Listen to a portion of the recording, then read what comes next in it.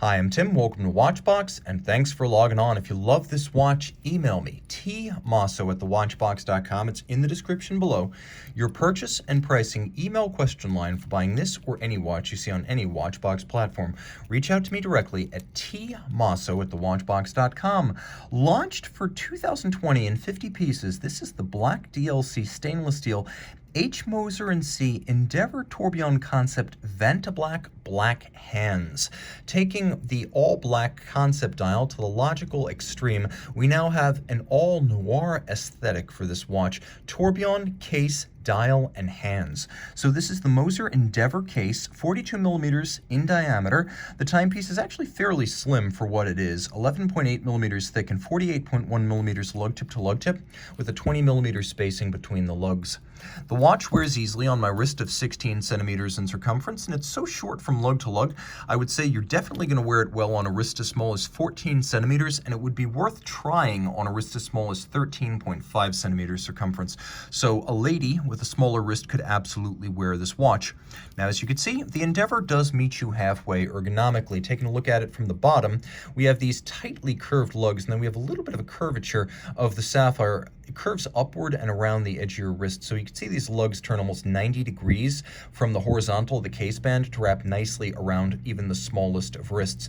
The strap, as you can see, is medium rectangular scale alligator leather, semi-gloss with a monotone stitch, sheer cut sides showing the layers of leather. There is some bolstering to add some body and volume, and then you can see there's a lovely red suede material on the underside, and it is a Moser factory strap in brand new condition.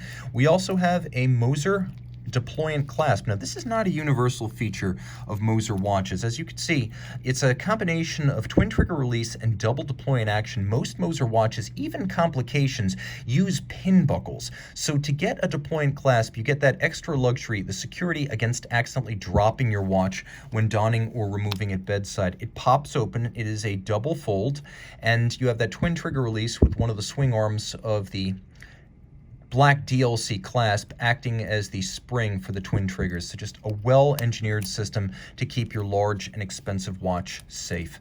You can see the reverse side. The case back is a slightly concave in profile, and there's a little kerf underneath the crown, so you can more easily dig your nail in to change the time. Rolling around to the case flank, you can see that Moser first machines and then hand finishes its case, and that's how it creates these deep hollows. That's not easy to do. In fact, for most, it wouldn't even be feasible when mass-producing cases by stamping, but because Moser cases are first machined and then hand-finished, we can have these lovely, deep, sculpted recesses. There's also an unusual vertical satin finish on the case flank. Most case flanks that use satin use a longitudinal satin. Now, the lug hoods, the lug hollows, and the bezel are all of high polish. You can see the bezel has a concave profile all the way around. It expands at 6 o'clock, and then again, it swells at 12 o'clock, so there's a lovely swishing sort of flow, almost like water, almost like molten metal drawn out and then flash frozen. Okay, the dial. Vantablack and a concept dial. Concept dial at Moser means no printing, no indices, no encumbrances, unadorned, completely blank. And it's such a signature of the brand, you know when you see a dial like this that it is a Moser. The dial, of course, is made of the Vantablack material, carbon nanotubes stacked vertically. Imagine basically a silo, like a farm silo. Imagine that black. Now imagine thousands of them on an expanding plane, absorbing 99.965% of all light.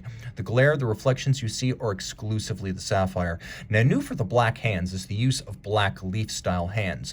We also have a blackened tourbillon cage, which you can see well here. The tourbillon is a flying tourbillon. It's invented by Alfred Helwig in Germany in the 1920s. The flying tourbillon is actually pivoted on just one side. The upper side has no bridge, so there's no encumbrance to the view. You can see it and enjoy it.